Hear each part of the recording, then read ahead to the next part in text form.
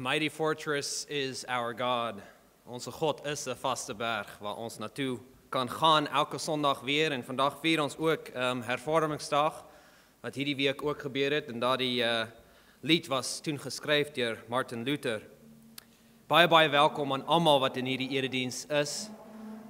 Ek bid dat die Here ons mag sien en dat hy met sy Heilige Gees in elke hart hier mag werk vandag. Die kerkraad het die volgende afkondigings. Eerstens, die Oggenddiens volgende week Sondag 11 November sal 'n gesamentlike erediens wees met die gemeentes van die Kaapse Vlakte. Dominee Pieter Abrahams sal in die erediens voorgaan. Die diens sal om 10:00 begin in plaas van om 9:30 soos gewoonlik. Ten tweede, die verkiesing van 4 ouderlinge vind plaas na afloop van vanoggend se erediens. Almal word versoek om na die diens weer te gaan sit vir die opening van die verkiesingsvergadering. Ten derde, u offergawes is vandag bestem vir die diakonie en vir hulpbehoevende kerke.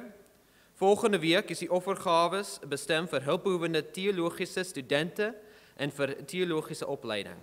Die diakens roep die gemeente op om die kollektes van die diakonie goed te ondersteun. Tot sover die afkondigings van die kerkraad. Kom ons staan en aanbly ons afhanklikheid van die Here.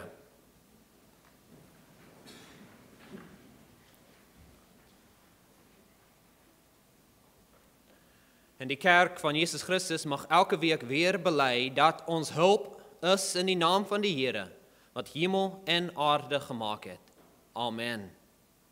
Ontvang die seëngroet van die Here. Genade vir julle en vrede van God onze Vader en die Here Jesus Christus. Amen.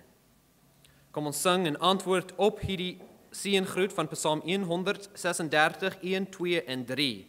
Loof die Here met blye klank, loof sy naam, bewys hom dank, want sy goeie tierenheid sal bestaan in ewigheid.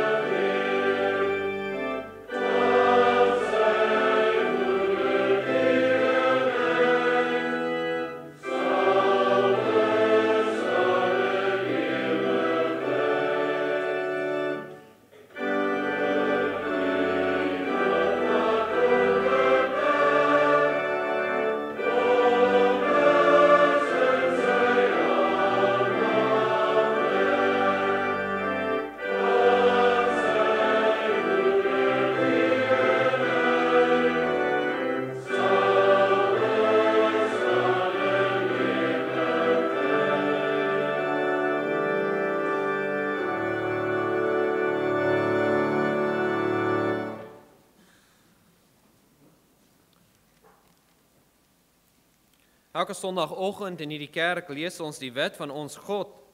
En hierdie week onthou ons dat hierdie wet ons nie reg maak voor God nie, as ons dit self doen. Hierdie wet maak ons wel reg voor God, omdat Christus dit gedoen het.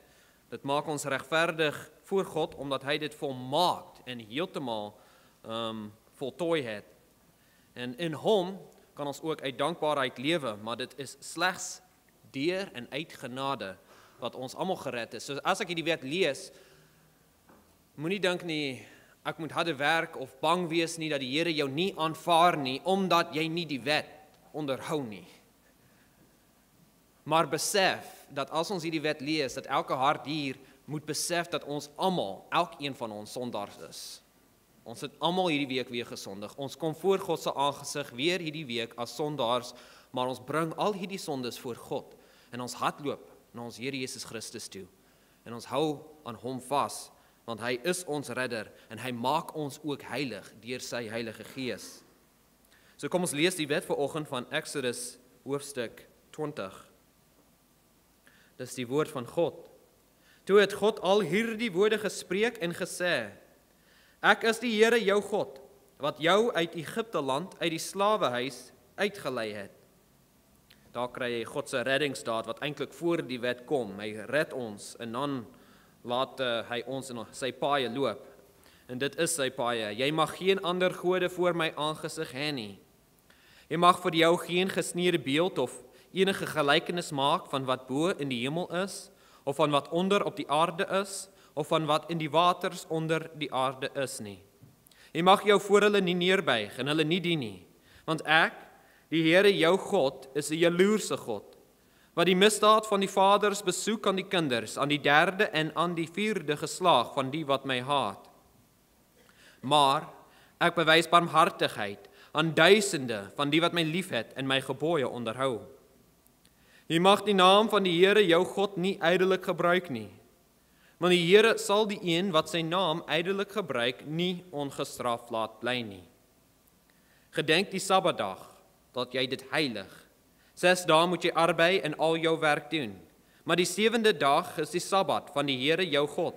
Dan mag jy geen werk doen nie, jy of jou seun of jou dogter, of jou dienskneg of jou diensmaagd, of jou vee of jou vreemdeling wat in jou poorte is nie.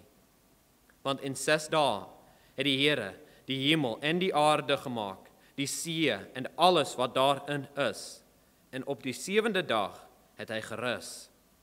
Daarom het die Here die Sabbatdag geseën en dit geheilig.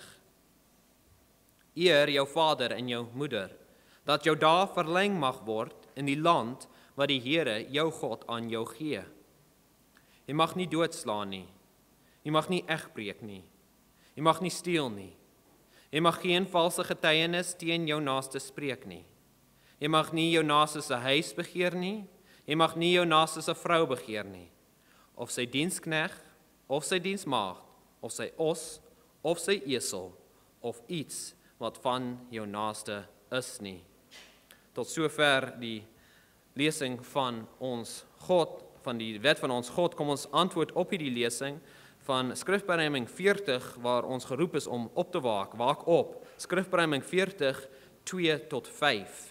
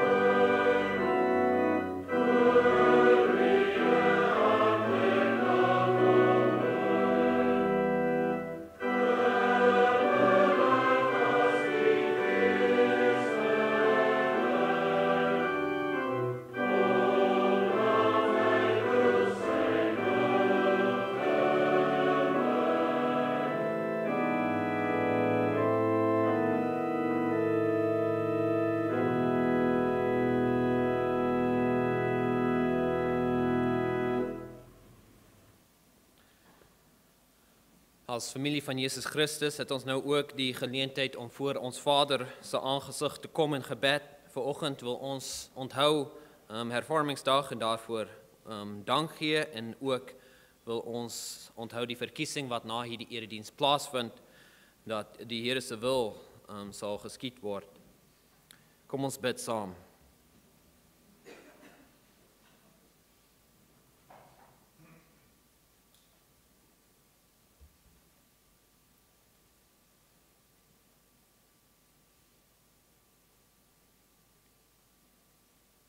Vader van ons, as u kinders, ons kom voor u aangesig en ons bely. Vader, dat ons hier is, nie omdat ons so goed is nie, maar omdat u so goed is. U goeie tierenheid is tot in ewigheid, het ons vanoggend gesing. En ons glo dit hier in hierdie kerk, met ons hele hart. Ons hou daaraan vas, dat u goeie tierenheid deur die eeuwe gaan, na elke generasie weer, ook na hierdie kerk. U is goed. Totaal en heeltemal goed. Ons prys u daarvoor, ons dank u daarvoor. Here, ons weet dat ons vuil is. Ons het gesondig. Ons bring ons sonde voor u aangesig weer hierdie week. Die sonde van elke dag, selfs van vanoggend, in ons eie hart, in ons gedagtes, in ons woorde, in ons daad. By die werk, by die huis, by die skool, as ons speel. Was dit weg in die bloed van ons Here Jesus Christus, ons bid u, asseblief, maak ons skoon. Here, ons weet dat elke week as ons hier vergader, dan roep u weer uit na ons. Vir elkeen wat 'n oor het om te luister. Vir die wie harte sag is en word gevorm deur u hand en die krag van u Heilige Gees. Here, laat elk 'n siel hier vanoggend gewillig wees as die Gees getuig om na sy wil te buig. Laat daar nie een wees nie wat sy hart verhard. Here, ons dankie so baie vir ook die hervorming en die reformatie. Ook in daardie tyd het u gewerk en u mense terug na die Bybel gebring, na Christus gebring, sodat mense mag leef vir u glorie en nie vir hulle eie glorie nie. Here, ons vra ook dat daar ook baie verkeerd gegaan het toe die tyd, daar baie geveg was. Here, laat ons leer van die goeie en die slegte van die geskiedenis. Ons dankie so baie dat hierdie kerk uitgekom het, gevorm is deur daardie stryd. En ons loof en prys u daarvoor. Here, laat ons ook bou op die geloof van ons voorvaders. Die wat voor ons gestry het in die geloof, die wat voor ons op die Bybel gestaan het. Here, laat elk een van ons getrou wees, maar ons bid spesiaal vir ons ouderlinge vanoggend. Laat hulle getrou wees. Elkeen van hulle. En Here, as ons nuwe ouderlinge verkies, ons bid dat u hierdie proses sal seën.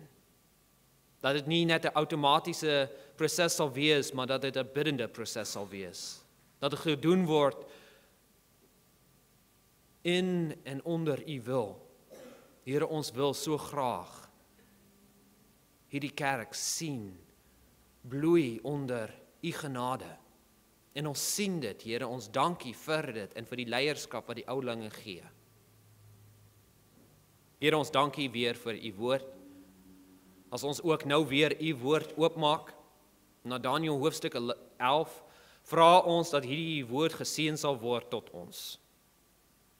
Dat ons mag besef dat u totaal en heeltemal soewerein is oor alle geskiedenis. En dat u werk deur die getrouheid en die gebede van u volk. Here, seën asseblief die lesing en die leser, seën die prediking, laat dit u woorde wees en nie myne nie, en laat dit weer werk met krag, om harte sag te maak, om mense te bemoedig, om die wat hoogmoedig is laag te bring en die wat laag is hoër te bring. Here, ons bid dit, nie omdat ons dit verdien het nie, maar omdat u dit beloof het in die naam van Jesus Christus. Amen.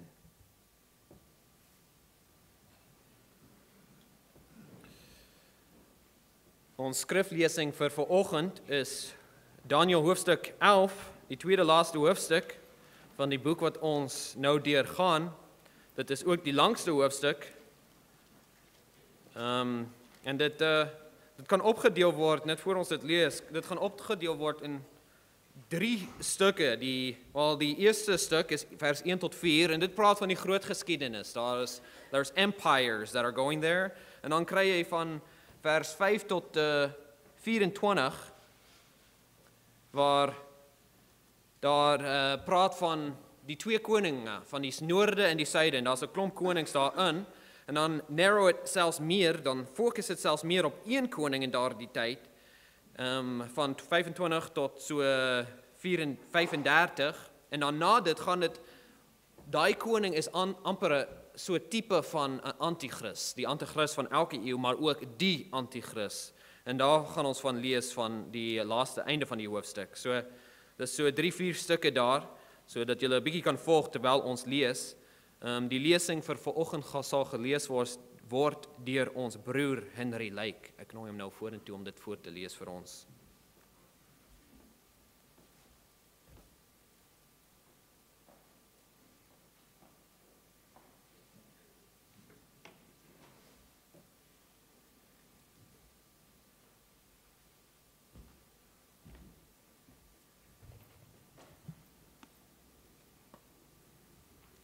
Ek lees vir ons vanuit die woord van God, Daniël 11.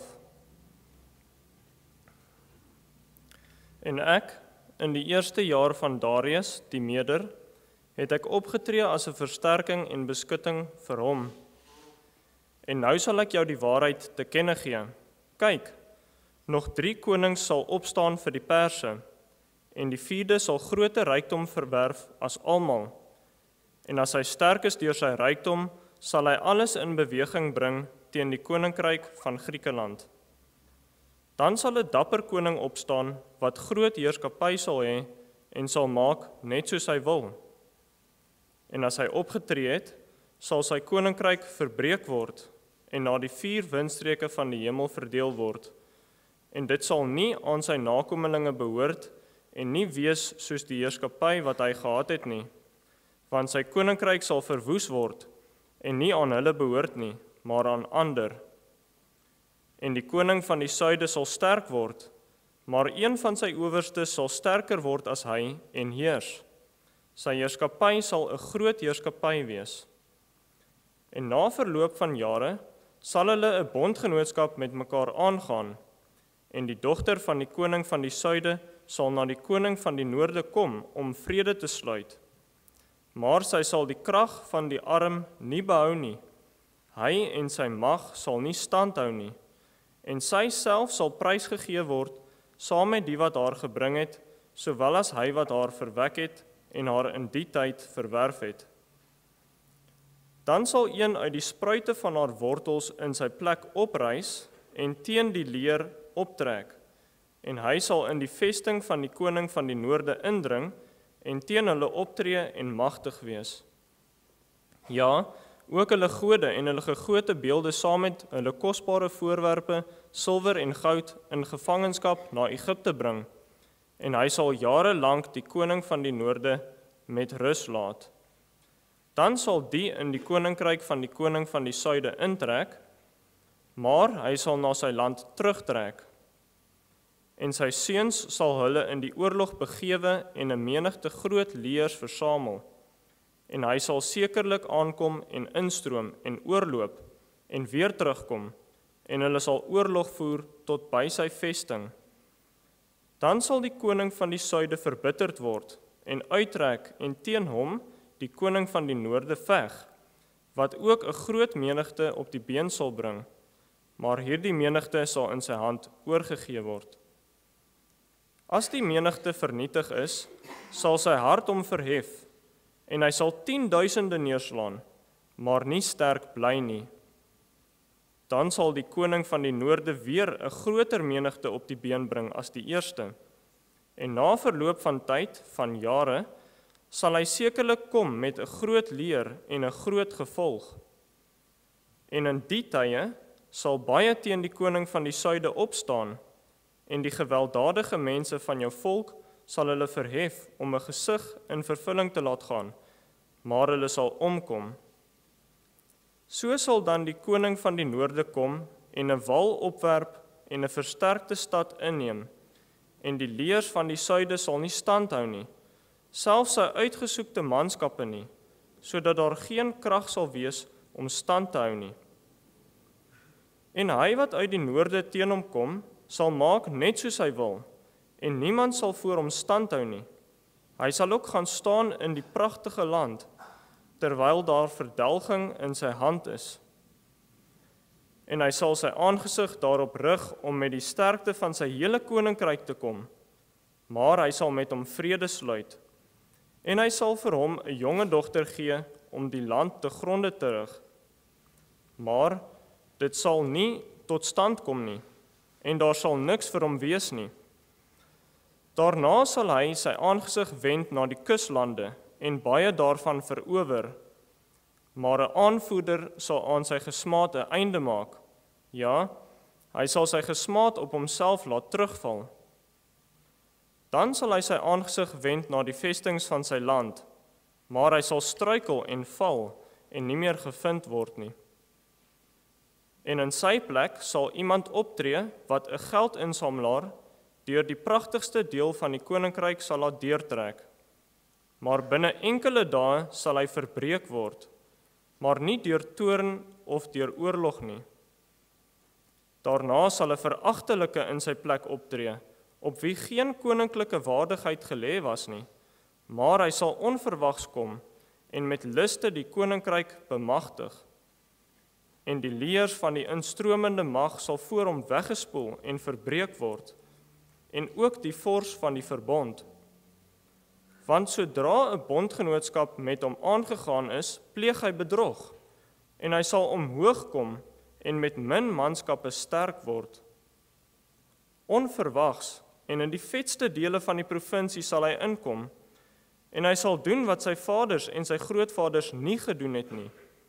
Roof en buit en goed sal hy onder hulle uitstrooi en teen vestings planne beraam, maar net vir 'n tyd. En hy sal sy krag en sy hart opwek teen die koning van die Suide met 'n groot leer, en die koning van die Suide sal hom in die oorlog begewe met 'n groot en baie sterk leer, maar hy sal nie standhou nie, want hulle sal planne teen hom beraam. En die wat sy spys eet, sal hom te gronde rig, en sy leer sal wegvloei, en daar sal baie gesneuweldes lê. En wat die twee konings betref, hulle hart sal wees om kwaad te doen, en aan een tafel sal hulle leuns spreek, maar dit sal nie geluk nie, want die einde sal eers op die vasgestelde tyd wees. En hy sal na sy land teruggaan met baie goed, en sy hart sal teen die heilige verbond wees, en hy sal optree en na sy land teruggaan. Op die vasgestelde tyd sal hy terugkeer en in die Suide kom, maar dit sal die laaste keer nie wees soos die eerste keer nie, want skepe van die kitteers sal teen hom kom, en hy sal moedeloos word. Dan sal hy teruggaan en sy toorn openbaar teen die heilige verbond en optree. en hy sal teruggaan en ag gee op die wat die heilige verbond versaak het. En deur hom sal leers op die been gebring word en die heiligdom, die vesting, ontheilig, en hulle sal die voortdurende offer afskaf en die ontsettende gruwel opstel. En die wat goddeloos handel teen die verbond, sal hy met vleiery afvallig maak, maar die volk wat hulle God ken, sal vashou en optree. En die verstandiges onder die volk sal baie tot insig bring, maar hulle sal struikel deur swaard en vlam, deur gevangenskap en berowing, dae lank. En terwyl hulle struikel, sal hulle met 'n klein hulp ondersteun word. Dan sal baie uit lustigheid by hulle aansluit. En van die verstandiges sal sommige struikel om onder hulle loutering en reiniging en suiwering aan te bring tot die tyd van die einde, want dit sal nog duur tot op die vasgestelde tyd. En die koning sal doen net wat hy wil en homself verhef en hom groot hou bo enige god, en teen die God van die gode sal hy wonderbaarlike dinge spreek, en hy sal voorspoedig wees, totdat die grimmigheid ten einde is, want wat vas besluit is, sal uitgevoer word. En op die gode van sy vaders sal hy nie ag slaan nie, en op die liefling van die vroue en op enige god sal hy geen ag gee nie, want hy sal homself bo alles groot hou. Maar in plaas daarvan sal hy die God van die vestings vereer, en die God wat sy vaders nie geken het nie, sal hy met goud en silwer en edelgesteente en kosbarehede vereer. So sal hy dan optree teen die versterkte vestings met behulp van 'n vreemde God. Diegene wat hy erken, sal hy baie eer en hulle oor baie laat heers en grond as beloning uitdeel.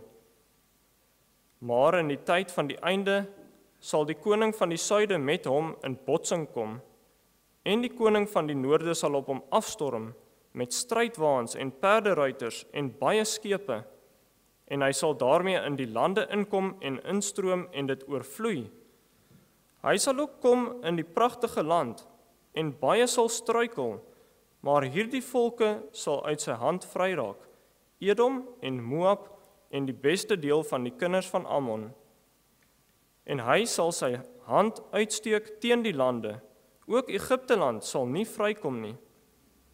En hy sal mag hê oor die skatte van goud en silwer en oor al die kosbarehede van Egipte, terwyl die Libiërs en die Kusiete sy voetstappe volg. Maar gerugte uit die ooste en uit die noorde sal hom verskrik.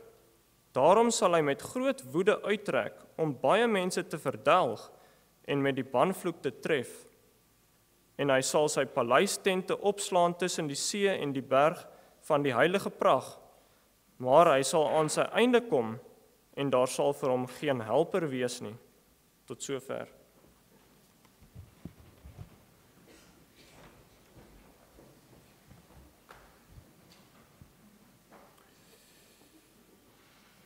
In antwoord op die skriflesing kom ons lees van 'n psalm wat ook hieroor praat oor hierdie storie. Psalm 79. Die heidene het gekom in 'n woeste hoop.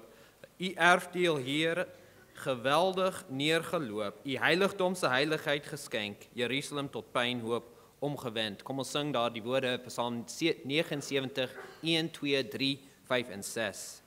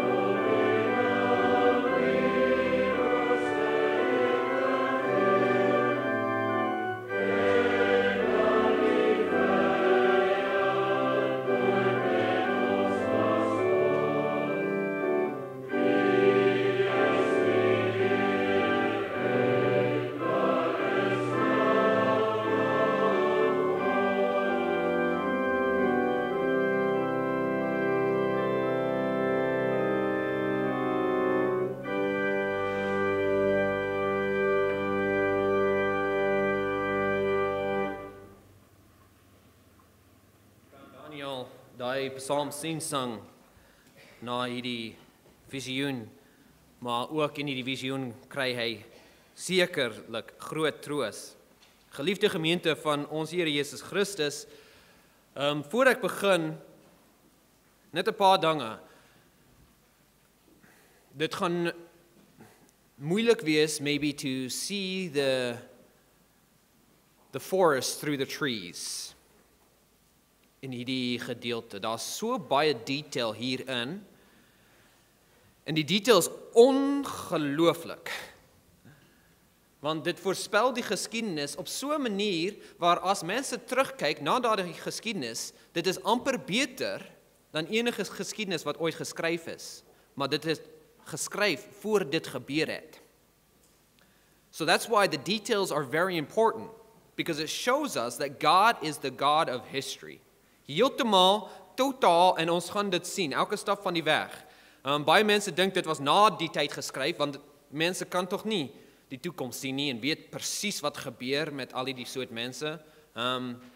Maar ons het wel die Grieks vertaling van die Ou Testament, en dit was 300 jaar voor Christus geskryf, en baie van hierdie gebeurtenisse vind plaas 150, 200 jaar voor Christus. So, daar is bewys that it's real, and it's real prophecy, and it's crazy, it's amazing, that God is so sovereign, dat hy oor alle dinge regeer. En dit is 'n ongelooflik troos vir die mense tussen die tyd van die laaste profeet en voor Christus gekom het, dat die Here ook in daardie tyd gepraat het, en vir hulle gewys het, dit is hoe die tyd gaan.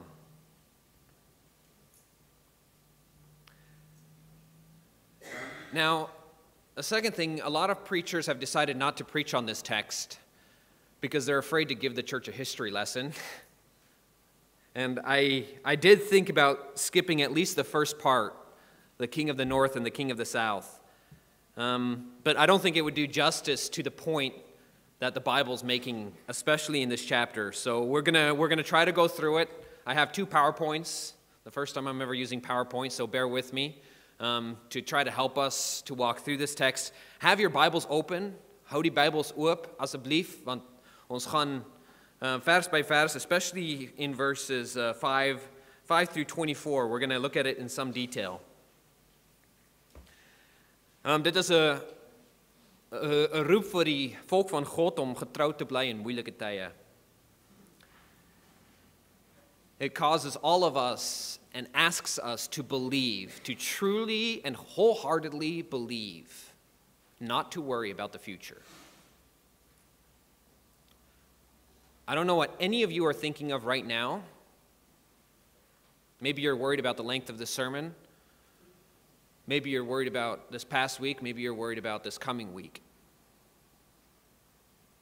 Work stress, family stress, burdens. But this chapter shows in such detail that God controls history, and it might be tough. I love the Bible. It doesn't sugarcoat things. Dit sê nie alles gaan altyd mooi wees en ons gaan altyd gelukkig wees. Nee, dinge gaan moeilik wees. And we all experience that in everyday real life, but God is in control, and that gives us absolute and total comfort. That He's in control of every single war that's happening right now. Every persecution, every single peace treaty, every victory, every defeat, every up and down in our economy, the rand going up and down. He's in control of the rise of China, Donald Trump sitting on the throne of America, and he thinks it's a throne. He's in control of Russian troop movement in Crimea. He's in control of the gangsters on the Cape Flats. He's in control of who's going to be our next elders in this church. He's in control of my life, your life, and He knows what's going to happen. Amid trouble, pain, and heartache, He is refining us. He's making us pure as silver, as verse 35 says. En voor ons laastens begin, wil ek ook julle herinner dat hierdie hoofstuk in die konteks van Daniël 10 moet lees, dat agter hierdie geskiedenis staan die groot oorlog. tussen die stad van God en die stad van mens, the New Jerusalem and Babylon. And that's been a theme that runs all the way through this book. Babylon, Jerusalem, who's going to win? Well, we're going to find out in chapter 11 and 12. Chapter 12 takes us all the way to the end. It's an unbelievable journey that we're going to take these next 2 weeks. So let's dive right in. God is the author of the future and he's bringing it to an end. Dit is die tema. En dan gaan ons kyk na die volgende 400 jaar. Dit is wat ons gaan kyk na in die eerste punt, die 400 jaar na Daniël. Daar's 3 stukke daarin. Die koning van Perse en dan Griekenland en dan die Noord en die Suid. En dan gaan ons 'n bietjie praat oor die contemptible person in vers 21. Ek weet nie wat die Afrikaans daar sê nie. In vers 21 sê dit daar sal 'n veragtelike in sy plek optree. Ons gaan 'n bietjie daaroor praat. En dan gaan ons 'n bietjie just practical implications of all of this. We're going to end with that. So, verse 2. Now then, I tell you the truth, 3 more kings will appear in Persia, and then a 4th. And remember, all of this is prophecy. That is almal prophecy. It is not history, although it's amazing how it reads like history. Will appear, and then a 4th, who will be far richer than all the others. When he's gained power by his wealth, he will stir up everyone against the kingdom of Greece. So this is about the rest of the Persian Empire. The last king that he's talking about is probably Xerxes. Hy was die laaste sterk koning van Persie. Ook die man van koningin Esther.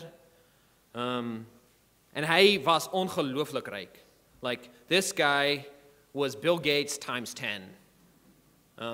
Unbelievably rich and massive, massive, massive armies. Like, the Bible's not lying when it says he will stir up everyone against the kingdom of Greek. One ancient historian puts his armies at 1 million. That's massive. With 10,000 elite troops. These troops were called the Invincibles. Die onoorwinlikes. The kingdom of this world thinks it's invincible at the height of its power, but as we see in the rest of chapter 11, this kingdom quickly disappears into the sands of time. Because the Greek Empire soundly defeats Xerxes. There's a few battles, you can read about them in history. Verse 3, then a mighty king will appear, that's Alexander the Great, who will rule with great power and do what he pleases. Amazing. One of the greatest men in history gets 1 verse in this chapter. You see, what we think is great is sometimes not so great in God's eyes, because he cares about something different than normally what human beings care about.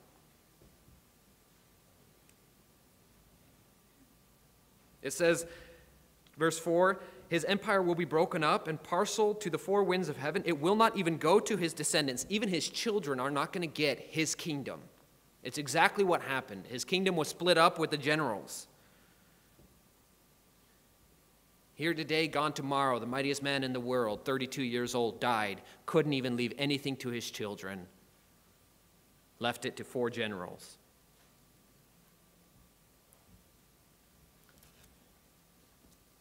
And then we come to verse 5 and following. And this is where I want to get that first slide up. Okay. So the rest of this chapter kind of talks about the king of the north and the king of the south. Die rest van hierdie hoofstuk praat van die king van die noorde en die king van die suide. En dit is baie interessant, die Bybel noem selfs nie hierdie konings nie. It doesn't have time for that. It just mentions the king of the north and the king of the south. Why?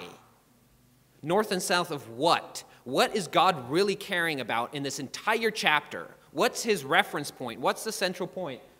The king of the north was the Seleucid Empire. The king of the south was the Ptolemies. Right in the middle is Jerusalem. Right in the middle is God's people. Basically, God is saying for close to 300 years, these 2 empires are going to overrun you once, and then the next guy is going to overtake you, and then the next guy is going to overtake you, and then the next guy is going to overtake you. In the middle of this battle between these 2 kings is the beautiful land. Dis wat die Bybel dit noem. Die prachtigste land. Dit is Israel. So he cares about the people of God. Tiny little Israel. That's God's reference point. Die kerk. That's God's reference point. That's for him what history is all about. Dit is hoekom hy geskiedenis perfek reageer vir die kerk. Want hy maak ons volmaakt. Hy werk deur die hele geskiedenis heen. This is the time of the 5 Syrian wars that we're going to get into in the rest of this chapter. Normally, I don't recommend reading Wikipedia, but it's interesting if you type in Wikipedia the Syrian wars, and you read that article, and have your Bible open right next to you, and read Daniel chapter 11, you can see exactly what Wikipedia is talking about. And Daniel 11 was written before Wikipedia. Daniel 11 was written before any of these events took place. Okay, let's look at some of these details and see how beautiful they are, how perfectly they match up. Kom ons kyk na die details hier en dan sal ons sien hoe perfek dit is en hoe dit perfek uitgespeel het in geskiedenis. Okay, ja, net om te volg, ek het dit gekry van die internet af. Daai konings en daai klein nommers, daar is die verse waar hulle oor praat. So we're going to kind of walk through it real quick, but if you lose your spot, want hulle het amper almal dieselfde name, julle kan sien, Ptolemy 1, Ptolemy 2, Ptolemy 3, they didn't have baby naming books back then. They just named them after whoever. And then on the other side, you have the Seleucids and Antiochus. So these two, so if you kind of lose your place, just refer up there and you can be like, oh, that's the guy he's talking about. Okay. We get to verse 5. The king of the south will become strong, and one of his commanders will become even more stronger than he, and he will rule over his kingdom. What happens is that in the south, Ptolemy ruled, and his main general was Seleucus. And he went to go defeat most of Syria and what's today modern-day Turkey, and he started ruling there, and that's what it's talking about. One of his commanders will become even stronger than he and will rule his own kingdom with great power. So now you have these two kingdoms. And in the beginning, there's peace, obviously. This guy was king, he was his commander. They had a nice peace treaty going, there was friends, but they died and their sons became king. Ptolemy II ruled in the south, and Antiochus ruled in the north. They also had peace starting off, but like any good peace treaty, it involved a marriage, a huluk. Ptolemy sent his daughter, Bernice, he sent his daughter up north to marry Antiochus. Die probleem was, Antiochus was al klaar getroud. But for him, it wasn't such a big problem. He decided, weet je wat, I'm just going to divorce her, marry her, all done. Well, that's what we read about in verse 6. After some years, they become allies. The daughter of the king of the south, Bernice, will go to the king of the north to make an alliance. That's what happens. But what happens? But she will not retain her power, and he and his power will not last. Okay, well, what happened there? Well, what happened was Ptolemy II died, and her brother became king. And up north, Antiochus decided, well, you know what? I don't love Bernice anymore. I'm going to divorce her and marry my first wife again.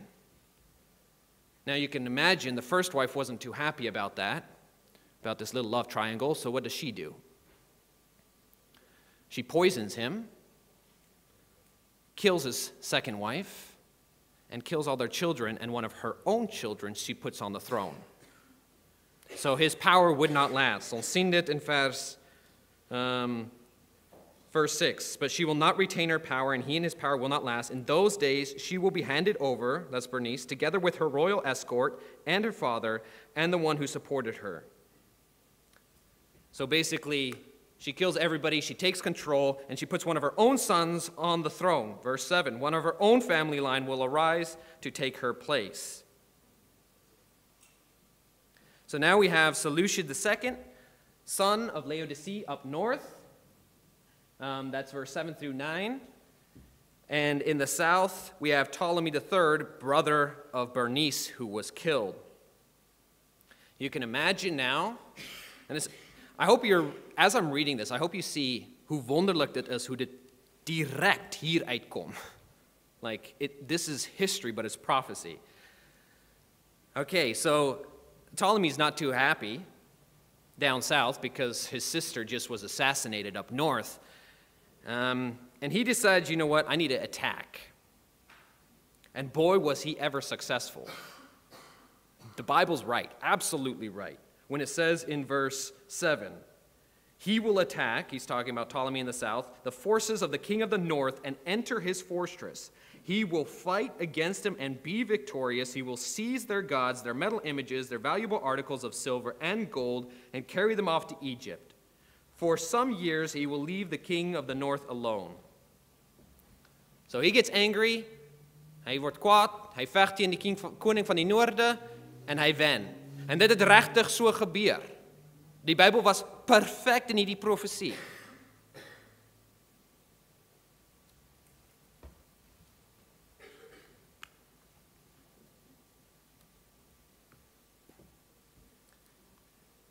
And then in verse 10, het ons 'n nuwe koning in die noorde called Antiochus III, or Antiochus the Great. I know I'm skipping some. Seleucus is the son. He only gets 4 verses. He only reigns for 4 years, as you can see there, 227 to 223. So we're going straight to Antiochus III, or the Great. And what he does, his sons, that's verse 10, his sons, so it skips one person there. His sons will prepare for war and assemble a great army which will sweep on like an irresistible flood and carry the battle as far as his fortress.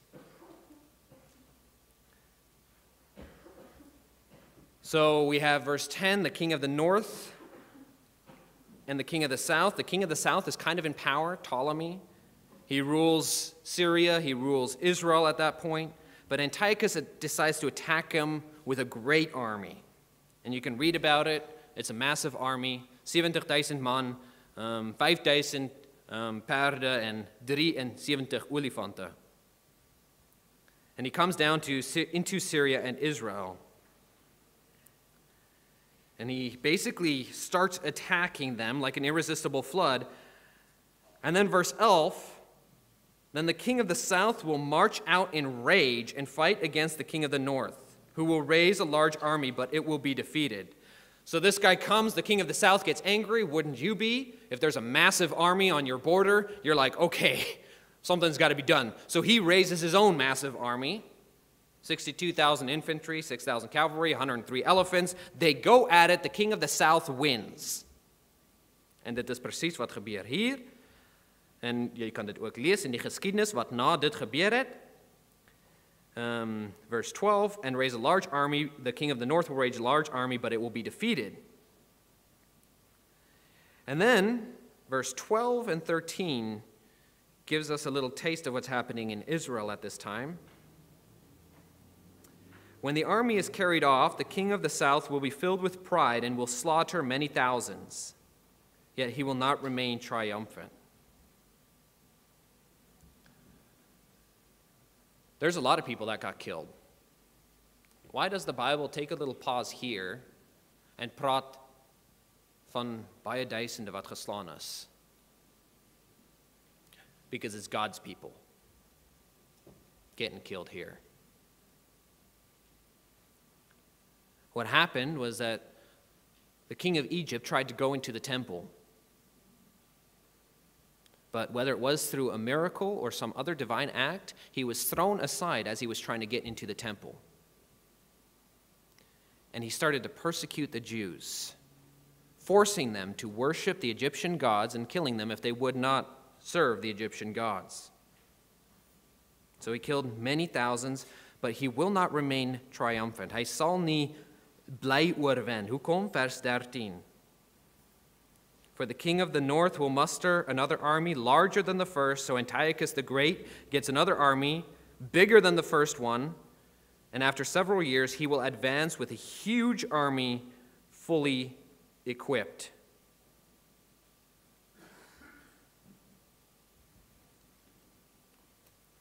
And he defeats the king of the south.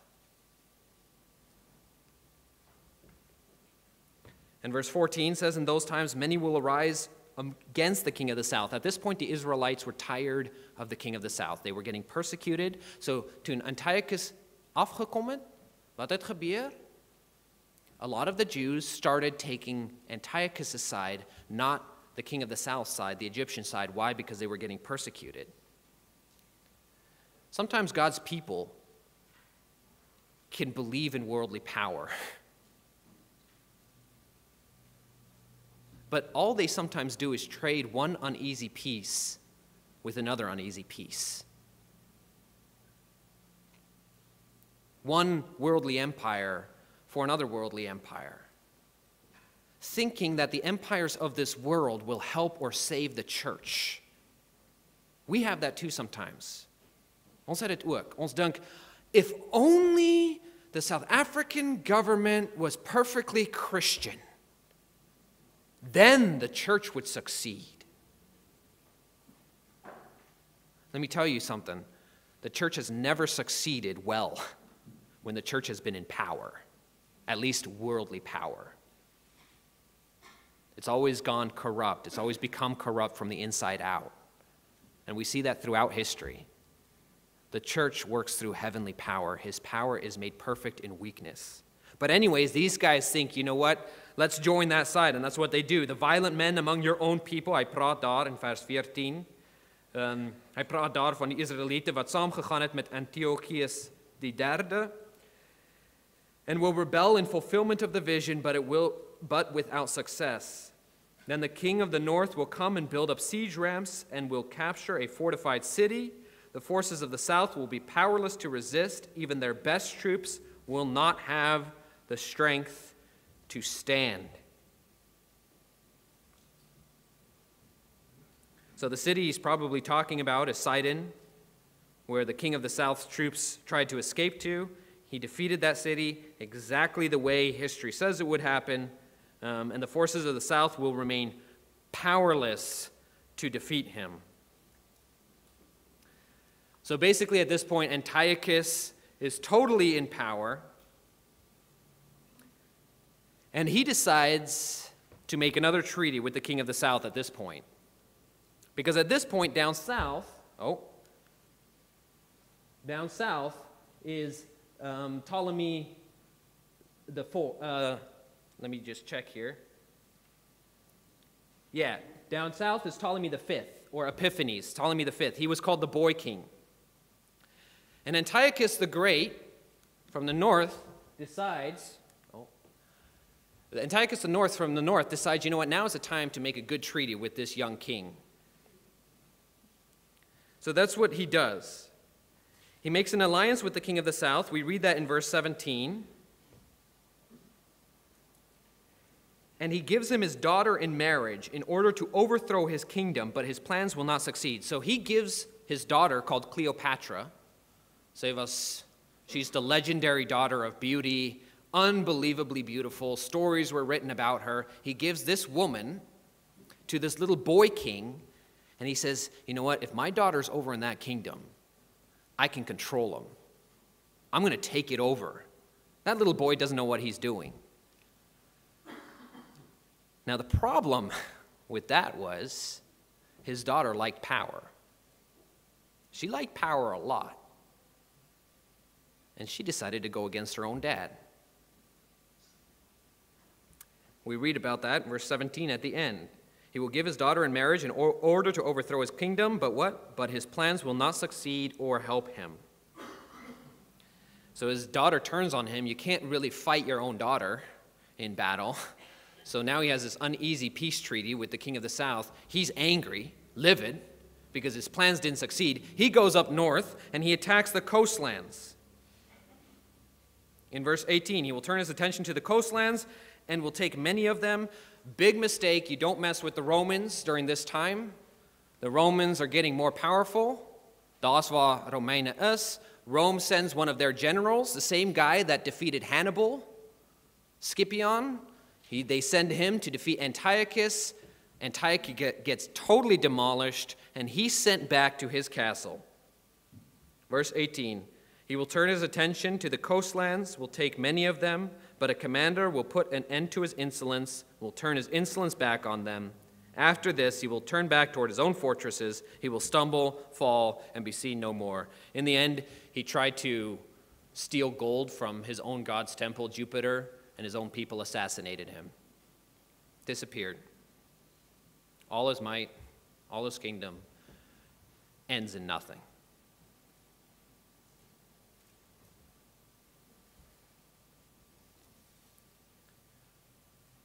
Ek hoop op hierdie stadium sien julle hoe opgewonder ek is toen ek dit gelees het en begin na die geskiedenis kyk, maar ook hoe opgewonder ons almal kan wees.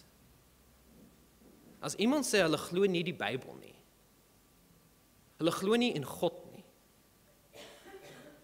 kan ons gewoon hierdie stuk lees met hulle en dan lees die 5 Syriese oorloë. Want dit pas presies. Maar weet jy wat? Dit was geskryf voor dit gebeur het. Ons het nogal goeie bewys daarvan en daar kom beter en beter bewys uit. God regeer. Totaal, heeltemal, soewerein in every single small detail. Kings giving their daughters to marriages, kings thinking, I'm going to control that empire. God is in control.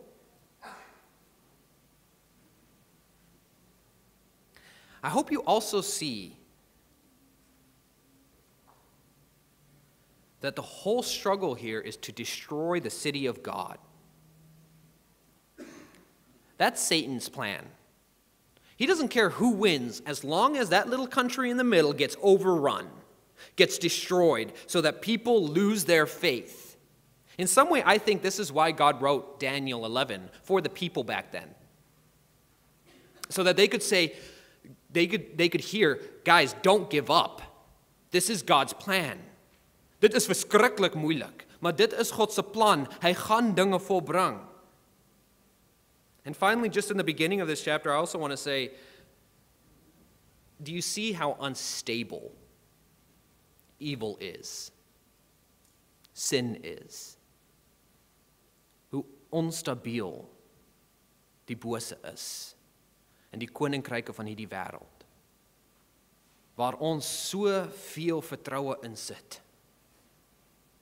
Hoe onstabiel al die geld van hierdie wêreld is, al die mag van hierdie wêreld, dit is op en af, op en af, op en af. Jy kan dit sien in hierdie hele hoofstuk. Heen en weer, niemand wen nie. Mense gaan dood. Don't put your trust in princes. Don't put your trust in money. Don't put your trust in your work. Don't put your trust in your family. Because sin will fail you every single time. Because in the end, evil is always unstable. Die bose is altyd onstabiel. Hoekom? Want dit wil sy eie wil doen en nie God se wil nie. That's why throughout this chapter you also have, he will be determined to come with might. He determines to do this. He thinks about doing this. It's man working without God completely. It's that whole lie from Satan, you will be gods. In fact, Antiochus Epiphanes, who we're going to get to, could be called Antiochus the illustrious one or the godlike one. Most of these guys thought they were types of gods. So let's look at that last guy. That's what the rest of the chapter kind of talks about. Verse 21 and following to verse 35, and then it kind of shifts into a type of antichrist. Maar ek hoop julle kry die les van die eerste stuk ten minste. Die bose is onstabiel, ons kan nie daarop vertrou nie. God is soewerein, heeltemal, ons vertrou op God, ons leef onder sy soewereinheid en ons kan dan ook getrou wees. Okay, the Bible really zooms in. Verse 21. Op 'n veragtelike persoon of a contemptible person. How would you like to be called contemptible? I mean, that's not very nice, is it? But the Bible isn't about being nice. The Bible is about telling the truth. And it always calls it like it sees it. Let me tell you, this guy was contemptible. He comes to the throne through intrigue, while the actual guy that's supposed to be running the show is in Rome in jail. So he kind of slowly takes over the kingdom through lies, through intrigue. When people are at peace, he gets it through bribery. He's very generous. Always watch out for the most generous politicians. Oh, I'll give you everything. Just vote for me, put me in power, everything is yours. That's how this guy was in the beginning. Even for the Jewish people. But the moment he got power, boy, did he ever turn ugly. He rules with an iron fist. He conquers most of Egypt. As we read in verse 25, with a large army he will stir up the strength and courage against the king of the south. The king of the south will wage war with a large and very powerful army, but he will not be able to stand because of the plots devised against him. Even there he was a cheat. First he went down to the king of the south. Hij zei toegegaan en hij was daar voor de huwelijk eigenlijk, celebrating a feast. And what he did is he got some of the wise men or the commanders of the king of the south and bought them off and says, I'm going to come down and I'm going to attack you guys. I'm going to buy you off. Don't fight so that I can win. And that's exactly what happens. He conquers most of Egypt. In fact, he's in Egypt so long that the Jewish people, die Jode dink, per hierdie tyd dat hy dood is. They're rejoicing because he ruled them with an iron fist.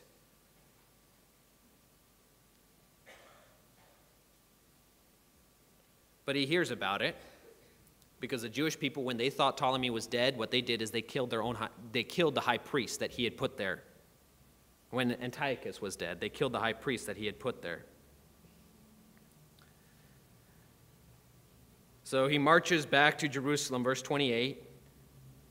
The king of the north will return to his own country with great wealth. His heart will be set against the holy covenant. He will take action against it and return to his own country. That's what he does on his way back. He slaughters lots of Jewish people, brings about horrible suffering, puts them back in their place.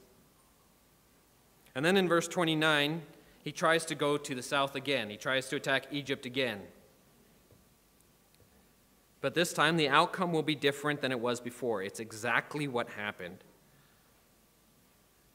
At this point, the Egyptians were tired of him. The king of the south was tired of him. Ptolemy VI at this point. And what he does is he calls in the Romans. And die Romeine kom, and they just send one senator.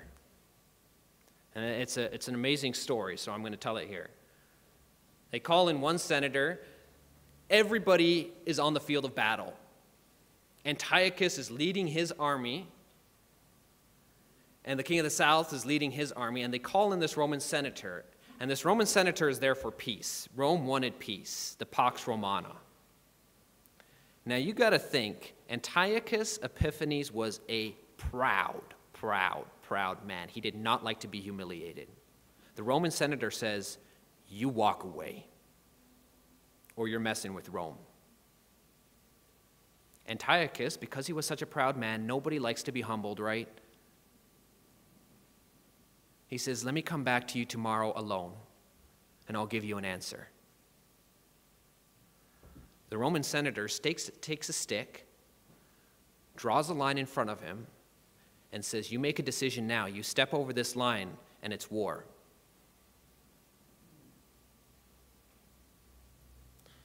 People know when they can't win. People know when they're humble. He walks around, he turns around. And this helps us to understand why the next 3 years in Jewish history look the way they do. Wanneer 'n trotse man van hierdie wêreld is humbled, he does not turn to God. He gets angry. He gets livid. He needs to take it out on someone, anyone close to him. And that's exactly what he does. You see, when the people of God are humbled, we turn to God. Not this guy.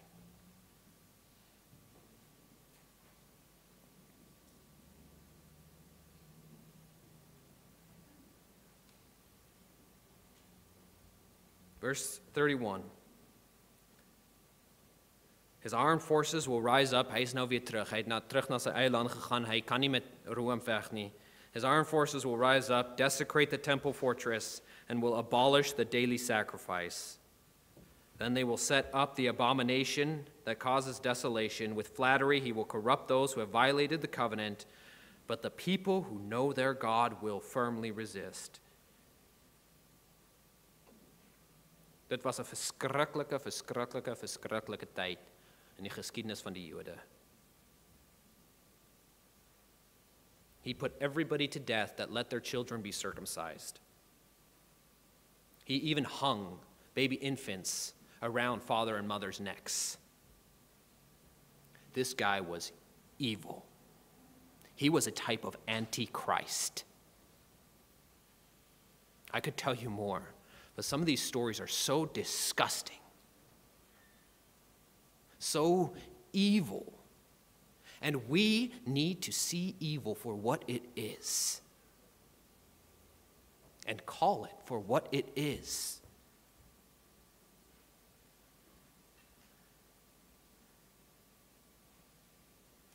He goes into the temple, he builds an altar to Zeus,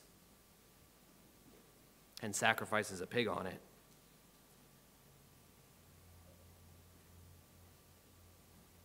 He tries to get everybody to become like the Greeks. And that's what it talks about when he says, with flattery, he will convince many to join him. Those who are not sincere. Man, you give somebody exactly what they want to hear. In our human hearts, the pride in us just kicks right in, right? Sure, I'll join you.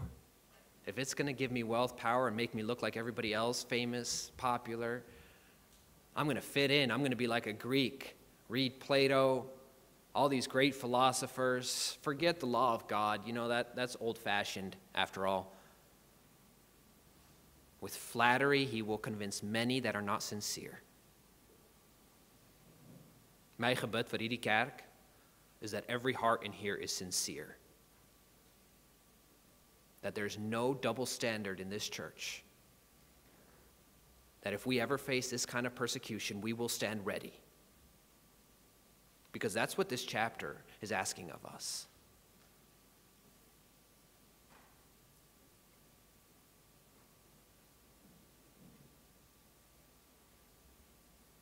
The people who know their God. Do you know your God?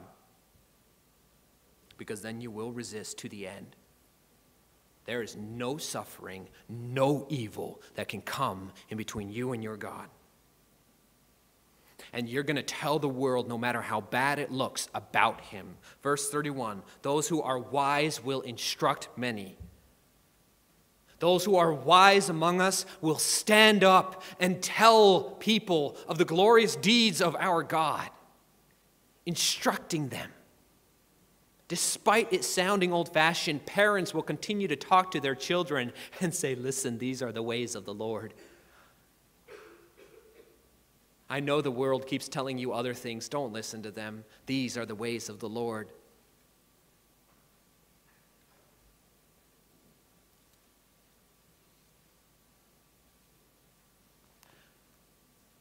And even when you're faithful, God doesn't promise an easy life. Hy beloof nie 'n maklike lewe nie. Hy sê selfs hier, I love the honesty. Verse 34, when they fall, they will receive a little help. You don't see God coming in with all his angels and says, health and wealth and gospel, you've been faithful. Oh, you're going to be so happy. No, you're going to receive a little help. Many who are not sincere will join them. Some of the wise will stumble. But why? So that they may be refined, purified, made spotless till the time of the end, for it is still to come at the appointed time. Some of the wise will stumble. Die wyse sal ook stumble, but only to rise again, only to become stronger, only to become more pure, only to become more spotless, only to grow in the ways of the Lord.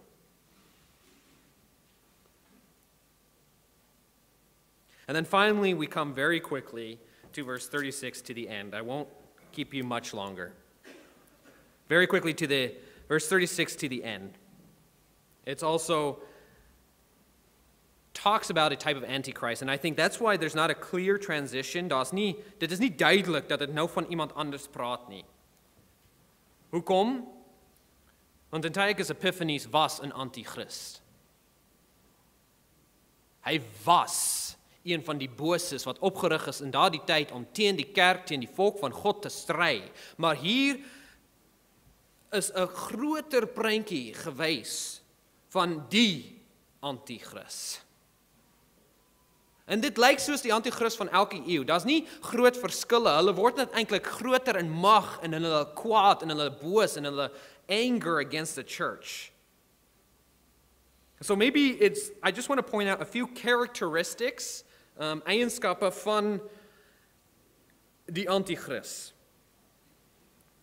And that's what it does in verse 36, kind of through 38. The first one, the king will do as he pleases. If there's anything that separates the church from the world, it is this. They do what they please. They do what is right in their own eyes. Jy sien dit regstreeks in die Bybel. Die ander kant is die kerk doen nie wat hulle wil.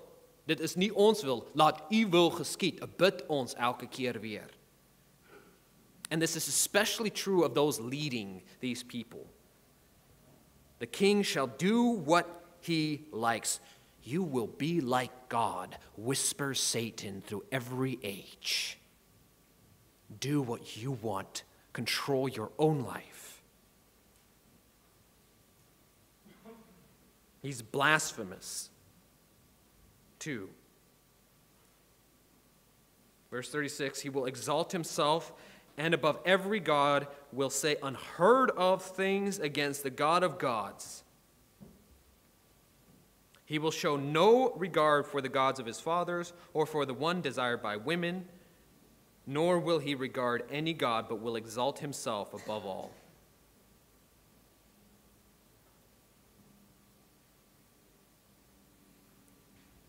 He has no regard for the desire of women. He's blasphemous. He has no regard for everything. He lives off his own instinct. He's animal-like in his ways. We also see that throughout Daniel. How when man without God turns into a beast. And finally, power is the name of the game for these guys. Worldly power. Instead of them, he will honor, verse 38, honor a God of fortresses, a God not known, a God unknown to his father. He will honor with gold and silver, with precious stones and costly gifts. Wealth and power, that's what it's all about. That's what it's all about. I don't know if your eyes are open to the world right now. Of as julle die nuus lees. Dis nie baie moeilik nie. Om te sien wat die Bybel sê is waar. Van mense wat sonder God is. Especially those in power. It's all about power. You look at the big players on the world stage. China, Russia, the US. power, wealth. And it's just an image of what the Antichrist looks like, what it is that the church is fighting against. That is not our game.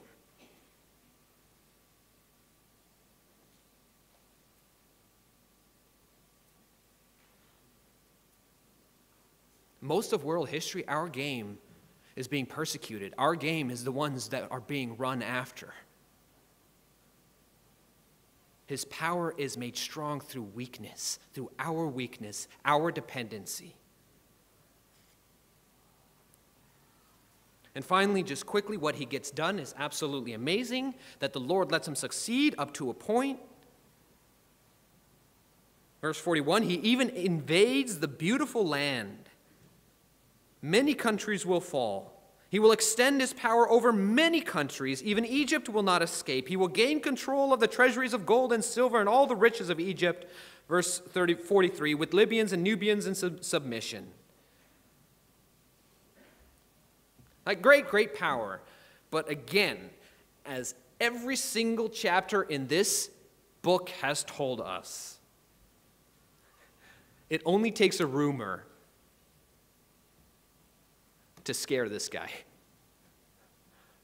Because he believes in himself, there's no higher power. Verse 44. Reports from the east will come and alarm him, and he will set out in a great rage to destroy and annihilate many. He hears reports and it alarms him. And again, what is his response? Anger and death. And then verse 43, he will pitch his royal tents between the seas at the beautiful holy mountain, yet he will come to an end and no one will help him.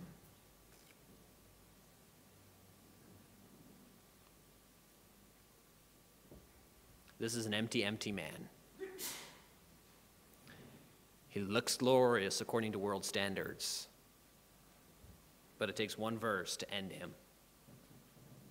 He will come to an end, no one will help him. There he is, dying all alone. No one comes to his aid.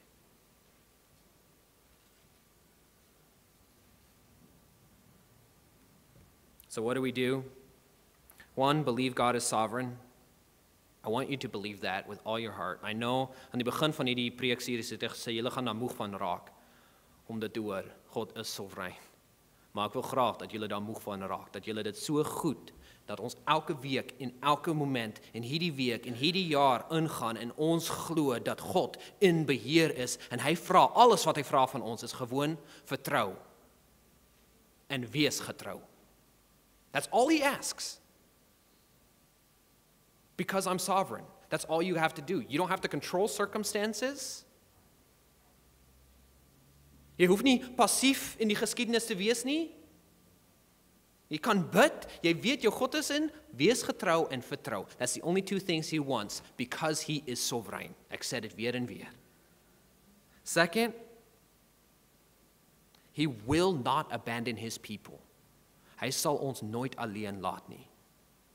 Seuns en dogters van die lewende God, hy hou julle vas. Selfs in die moeilikste tye waar julle deurgaan.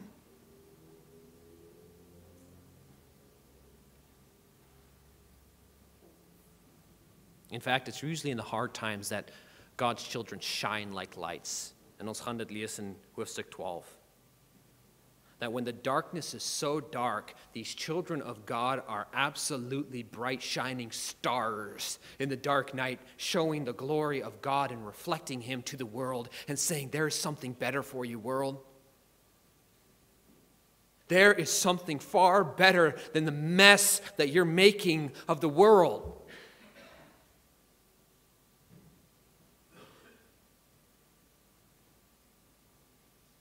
You see, when Christianity is a nice thing to do, there's a lot of people in the church. It's run by the government. There's benefits to being in church.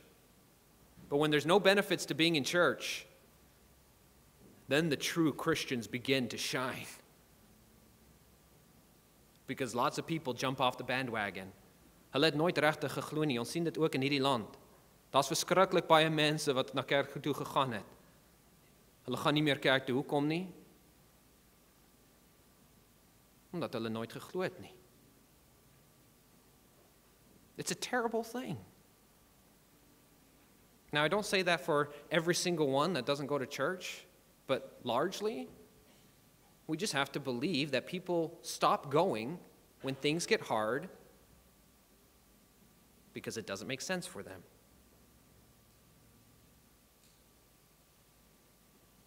And finally,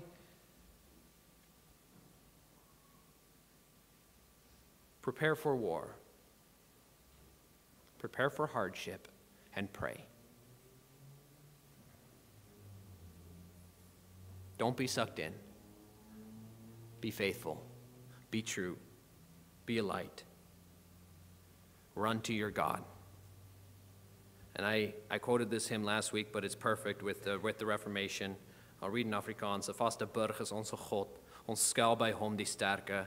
Hy is 'n vesting in die nood, vir ewig staan sy werke. Al kom die bose aan in sy oorwinningswaan, ons weet by al sy lus, sy lot is reeds beslis. I love that. Sy lot is reeds beslis. God self stel aan hom perke.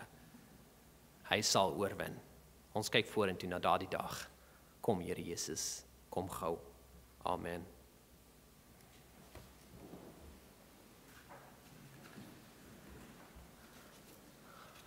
Kom ons sing in antwoord op die prediking van Psalm 99, 1 tot 4. Ons koning, God regeer, heeltemal en totaal.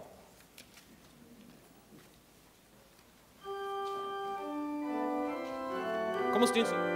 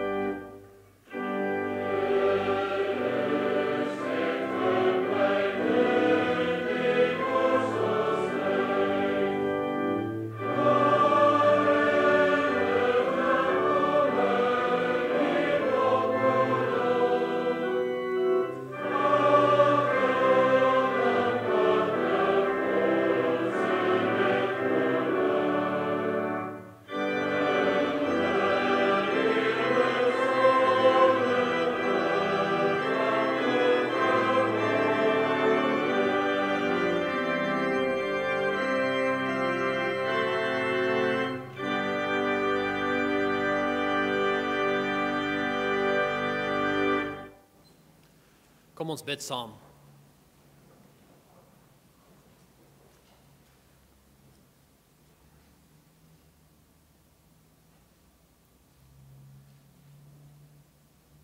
Almagtige, soewereine God van hemel en aarde, hoe dankbaar is ons hier vandag dat U regeer. In hierdie wêreld wat vol bange mense is, vol anxious mense, vol gestreste mense.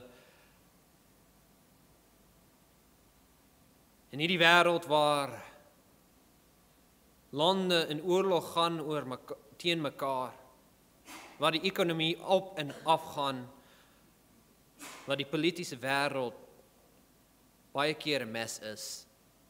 Dank ons U dat ons vandag in hierdie wêreld mag glo dat U regeer. In ons wêreld waar die werk vol stres is, waar daar baie mense is wat teen U staan. Terwyl die familie nie altyd werk soos dit moet nie. Kinders ly. Pa's en ma's stry. Here, help ons om U raak te sien in ons wêreld. En om ons knieë te buig voor ons soewereine God. Here, ons bid as daar iemand hier is, vir die eerste keer of miskien al lank, wat nog nie daar die knie gebuig het nie. Laat hulle vandag daar die knie buig. Laat hulle vandag die wêreld agterlaat met al sy rykdom, al sy krag, alles wat die wêreld wil hê dat ons wil hê, om ons gode te maak in ons eie beeld en nie in die beeld van ons God nie.